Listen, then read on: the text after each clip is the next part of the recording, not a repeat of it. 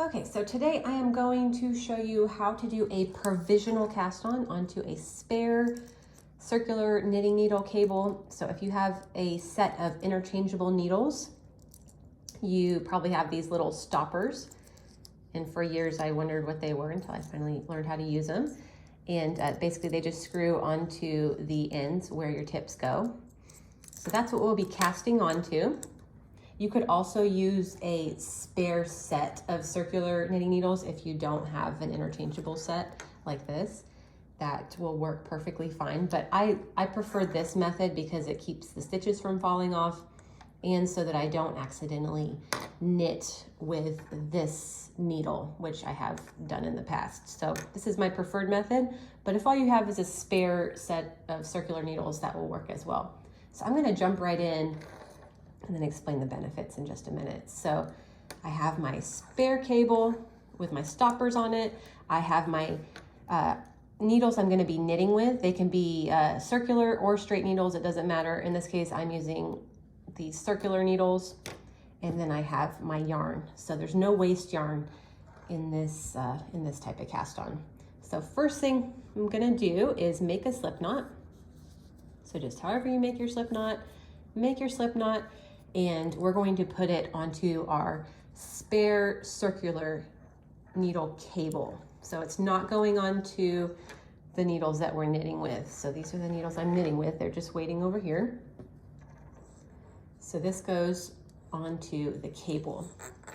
And I want to orient this so that the tail of the slip knot is off to the right. This isn't super important, but it just makes it, the tail doesn't get in the way as much if you do it this way. Okay, so the tail is off to the right and my working yarn is coming back behind the needles.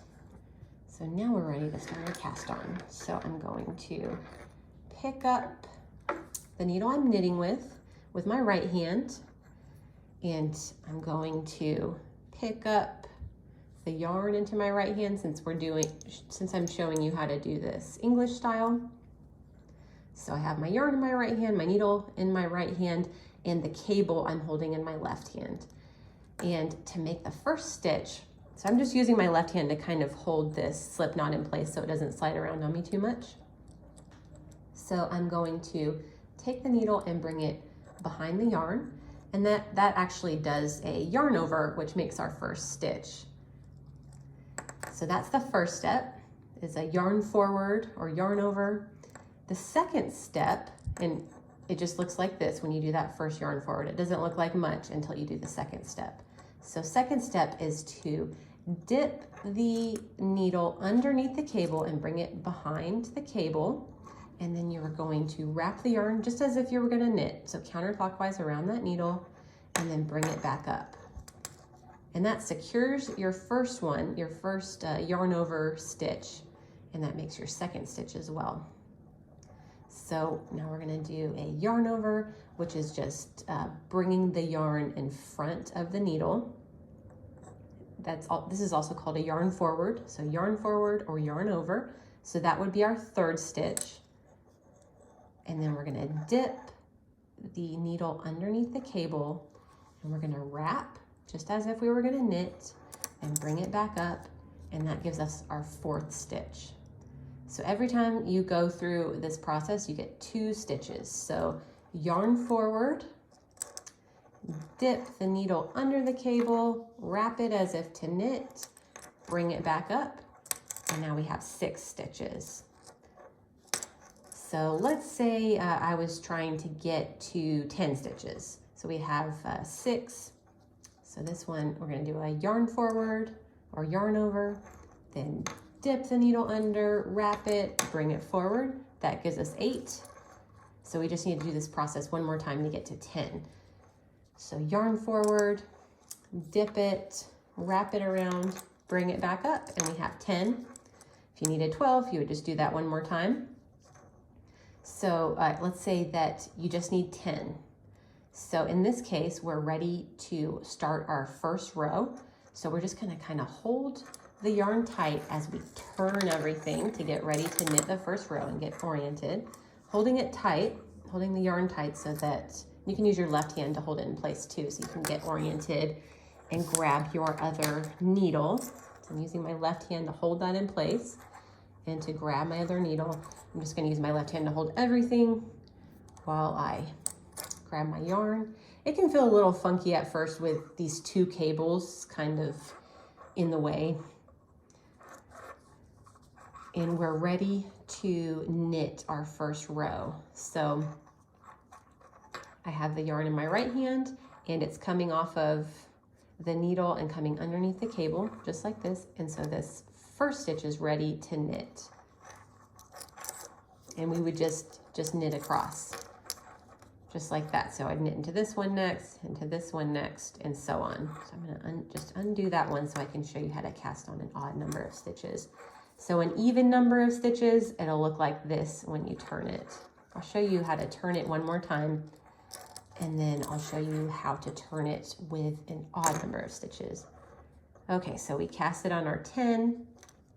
I'm going to just make sure that that doesn't move around too much, kind of holding it tight.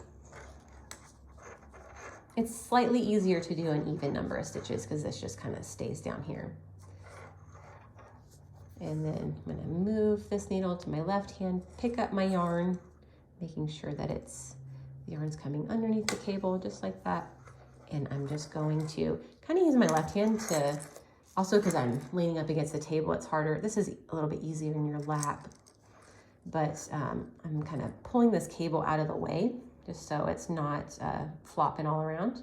And then you would knit into your first stitch, just like this.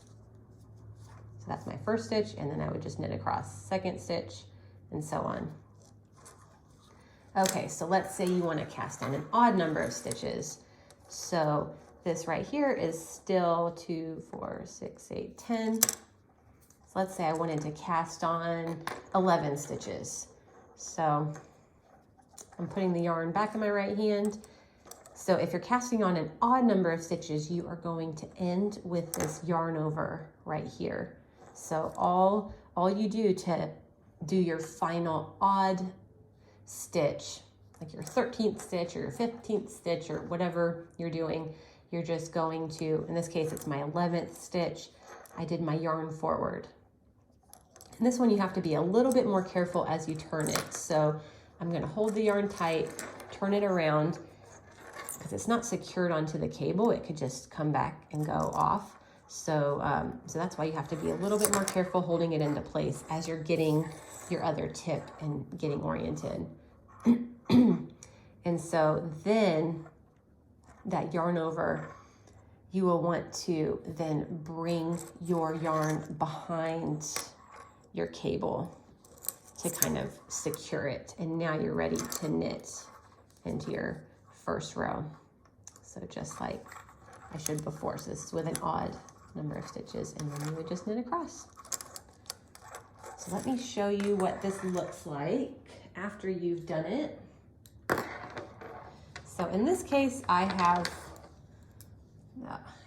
a tangle of yarn and cables, but I'm working on a knitted braid, and this end right here is where I did my provisional cast on. Here's my slip knot that's going to be taken out later.